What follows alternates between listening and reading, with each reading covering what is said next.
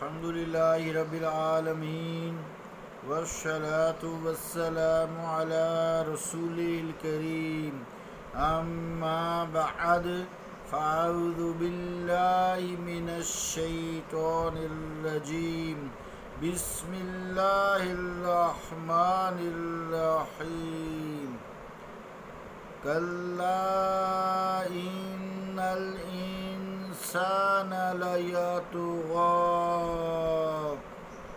أن رآه استغنى إن إلى ربك الرجعى أرأيت الذي ينهى عبدا إذا صلى أرأيت إن كان على الهدى أو أمر بالتقوى صدق اللہ العظیم۔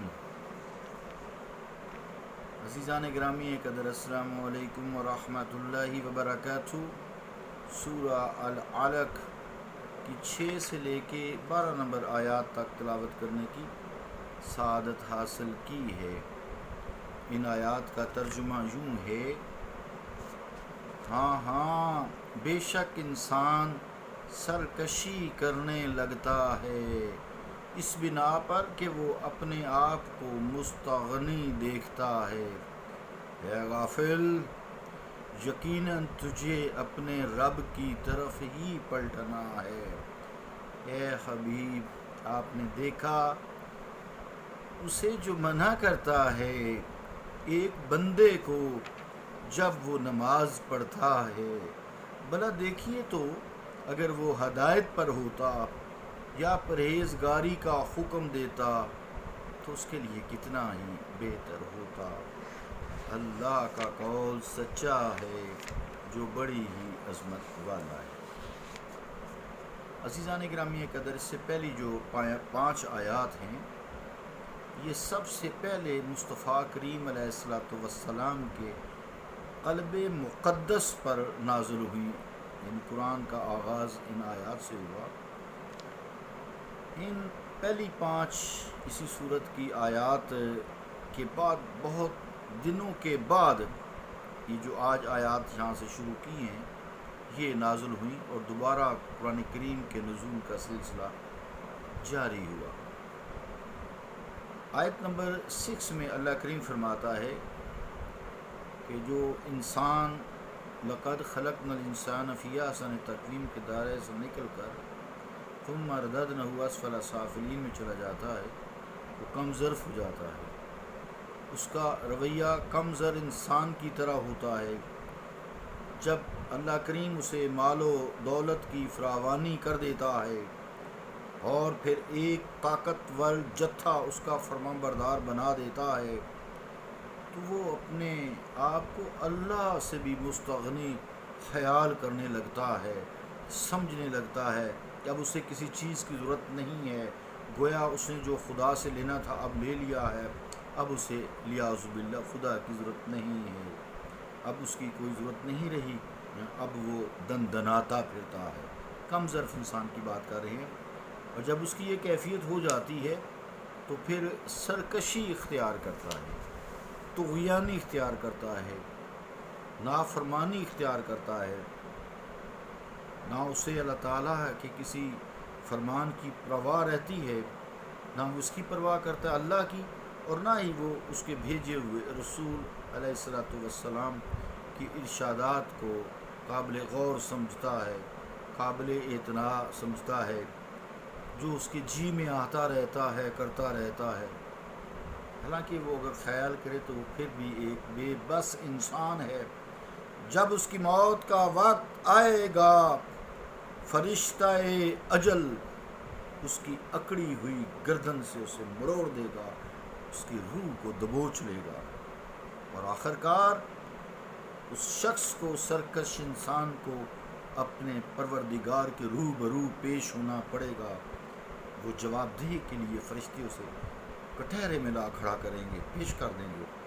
اس وقت اس انسان کو اپنی ناتوانی اور بے بسی کا احساس ہوگا، لیکن کیا فائدہ، وقت اس نے گزار دیا، ہاتھ سے وقت گنوا دیا۔ آیت نمبر جو 9 ہے، اس میں ایک خاص آیت نمبر جو 9 ہے، اس میں ایک خاص واقعہ کی طرف اشارہ کیا گیا ہے۔ حضرت ابو ہریرہ رضی اللہ تعالیٰ عنہ فرماتے ہیں کہ ابو جہل کم بخت نے لات و عزیٰ کی قسم کھائی اور کہا کہ میں جب حضور علیہ الصلوۃ والسلام کو نماز پڑھتے ہوئے دیکھتا ہوں، معاذ اللہ ثم معاذ اللہ الیاذ باللہ، وہ حضور کی گردن مبارک کو روندے گا اور آپ کے منہ کو خاک آلود کر دے گا۔ لا یطعن علی رکبتہ ولا یافرن وجہہ، اس واقعہ کی طرف اشارہ ہے، اس کی قسم کی طرف۔ ایک دن مصطفیٰ کریم علیہ الصلوۃ والسلام، اللہ کے محبوب، اس نے نماز پڑھتے دیکھا تو آگے بڑھا کہ اپنی قسم کو پورا کرے۔ جب اس بری نیت سے لمبے لمبے قدم ڈگ بھرتے ہوئے اٹھا رہا تھا، نزدیک پہنچا جب تو لوگوں نے دیکھا کہ وہ پیچھے ہٹ رہا ہے اور اپنے ہاتھوں سے ایسے ایسے کسی چیز کو پرے ہٹانے کی کوشش کر رہا ہے۔ پوچھا ابو جہل کیا ہوا، کیوں پیچھے ہٹائے ہو؟ کہنے لگا جب میں نزدیک ہوا تو مجھے آپ صلی اللہ علیہ وآلہ وسلم کے درمیان اور اپنے درمیان ایک خندق دکھائی دی جو آگ سے بھری ہوئی دہک رہی تھی اور اس سے شعلے اٹھ رہے تھے۔